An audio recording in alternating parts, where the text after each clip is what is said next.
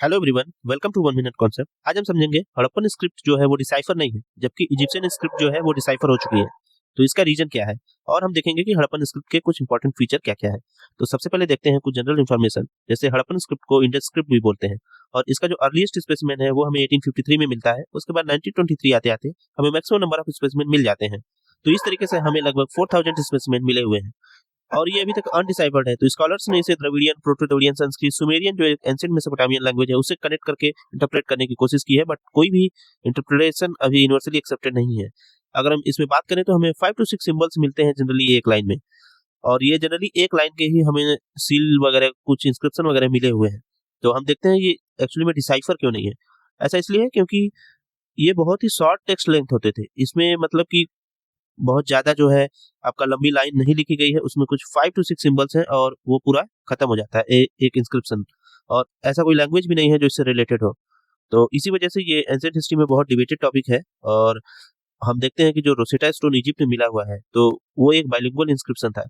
Rosetta stone में ऐसे सबसे ऊपर हीरोग्लिफ जो है इजिप्शियन स्क्रिप्ट है, उसके नीचे डेमोटिक वहाँ की नेटिव स्क्रिप्ट है, फिर उसके नीचे आपकी ग्रीक स्क्रिप्ट लिखी गई है। तो ये लोग कंपेयर करके इससे हीरोग्लिफ को डिसाइफर कर लिए हैं, बट ऐसा हमें हड़प्पन में नहीं मिलता है।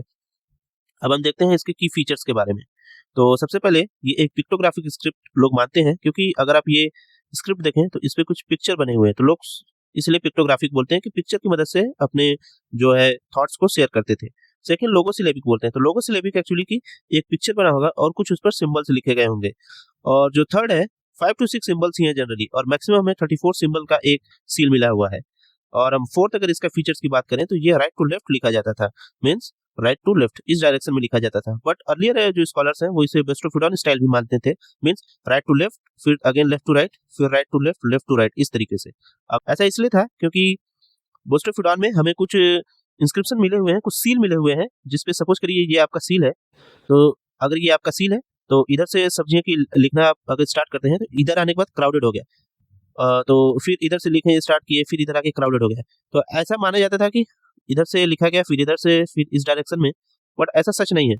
ये हमें बहुत ही लिमिटेड सील मिले हुए हैं। तो लोग कहते हैं कि हो सकता है ये कोई सील में कोई एनोमली हो, कोई नॉर्मल सील नहीं हो, जो कि हमें मैक्सिमम नंबर में नॉर्मल सील मिले हैं, जिसमें कि आप अगर ये सील है, इधर से आपने लिखना स्टार्ट किया तो इधर ही क्राउडेड होगा, तो राइट टू लेफ्ट आप मान सकते हैं। तो यही यहाँ पे दिया गया है। ओवरलैपिंग साइंस जो है हमें लेफ्ट हैंड पे मिलते हैं, मीन्स इस साइड पे, और जो क्राउडिंग सिंबल अगेन वही चीज लिखा हुआ है। और लास्ट में हम देखते हैं हीरोग्लिफ जो है इजिप्शियन स्क्रिप्ट को बोलते हैं, और क्यूनिफॉर्म जो है मेसोपोटामियन स्क्रिप्ट को बोला जाता है। तो ये था आज का वीडियो। मिलते हैं आपसे किसी और वीडियो में एक इंटरेस्टिंग फैक्ट के साथ। अगर